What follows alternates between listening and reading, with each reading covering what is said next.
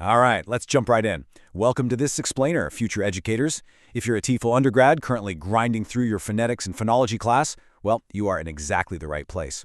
Today, we're putting together a super dynamic, highly practical masterclass focused entirely on the American R-colored vowel sound, You know, as future teachers, mastering not just how to make this sound, but how to actually explain it to your future students is absolutely critical. So get ready to engage because this isn't just dry textbook theory, we're doing a full-on interactive phonetic workout. Here's a quick look at our agenda for today. 1. The American R-colored vowel. 2. Positioning your articulators. 3. Spelling rules and exceptions. 4. A fast-paced pronunciation drill. And 5. Track and check progress. Let's do it. Section 1. The American R-colored vowel, the foundation. Okay, so phonetically speaking, the is classified as a mid-relaxed central R-colored vowel. Now, I really want you to zero in on that word relaxed. It's huge. A ridiculously common error students make is carrying way too much tension in their mouth and jaw when trying to hit this sound. Honestly, just spotting and fixing that tension is going to be half your battle as a teacher. Check out this quote. The vowel is probably the most distinctive sound of American pronunciation. I mean, there's a reason we're dedicating an entire explainer to just this one vowel. If your future students want to sound more naturally American, mastering this specific relaxed sound is literally their secret weapon. Section 2. Positioning your articulators. The mechanics. Let's transition into the actual mechanics and see how we build this step by step. First, you just want to open your mouth slightly. Second, round your lips a little bit, but keep them completely relaxed. Don't go pushing them out too far. And finally, we need to position the tongue. This is where it gets pretty technical. But as a teacher, you need to know exactly what's happening under the hood, inside the mouth. Now here's a really crucial point. There isn't just one magic way to physically produce this sound. We're going to compare two perfectly valid anatomical methods. This is vital for you to know because different students are going to naturally gravitate toward different methods. So, method 1. The tip of the tongue is raised towards the ridge behind your upper front teeth, but don't actually touch it, and curled back while you lower the middle of your tongue. Give that a try real quick. Okay, versus method 2. The tip of your tongue is lowered, the body of your tongue is raised towards the roof of your mouth, and the sides of your tongue are actually pressing against your upper back teeth. Both methods produce the exact same sound. Knowing both of these inside and out lets you troubleshoot when a student's default anatomy is kind of blocking them from getting it right. Stop what you're doing because this right here is your golden phonetic rule. The sound only ever occurs in unstressed syllables, period.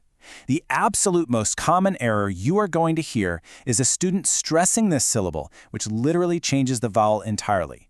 It has to remain small, it has to remain relaxed, and it must be unstressed.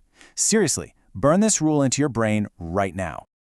Moving right along to Section 3, Spelling Rules and Exceptions, what you see versus what you hear. So the sound is most frequently represented by the letters ER. That's your standard everyday rule, but you absolutely must warn your future classes about the tricky exceptions. I'm talking about words like doctor ending in OR, picture ending in URE, and sugar ending in AR. Even with all those different letters, every single one of those unstressed final syllables is pronounced with the exact same sound. It's a classic case of what you see on the page is not always what you hear. All right, Section 4. Fast-paced pronunciation drill. Let's work out. We know the theory, so now it's time for an interactive, rhythmic listen and repeat exercise. We've lined up 30 of the most common words featuring the sound. I'm going to say them, and I want you to repeat them out loud immediately after me. Focus entirely on keeping those articulators nice and relaxed. Ready? Let's go. Never, over, other, after, better, father, ever, understand, remember, mother. Great job. Let's keep that high-energy rhythm going. Do not lose that relaxed tongue placement. Another, together, brother, matter, doctor, water, order, under, whatever, answer. All right, let's bring it home with the final 10. Keep it unstressed. Sister, daughter, murder, either, figure, wonder, picture, dinner, perhaps, master. Awesome work. You just absolutely crushed a 30-word phonetic sprint. And finally, Section 5. Track and check progress, practical application. I'm going to leave you with an incredibly simple but totally game-changing tip. Grab your phone right now, open up your favorite audio recording app, and record yourself reading that exact same list of 30 words. Then, play it back and compare your pronunciation to a native speaker. You know, it's so hard to actually hear your own mistakes in real time, so recording audio is basically the ultimate self-assessment tool. Teach this exact habit to your future students, and I promise you they will progress twice as fast. And that brings us to the end of our explainer.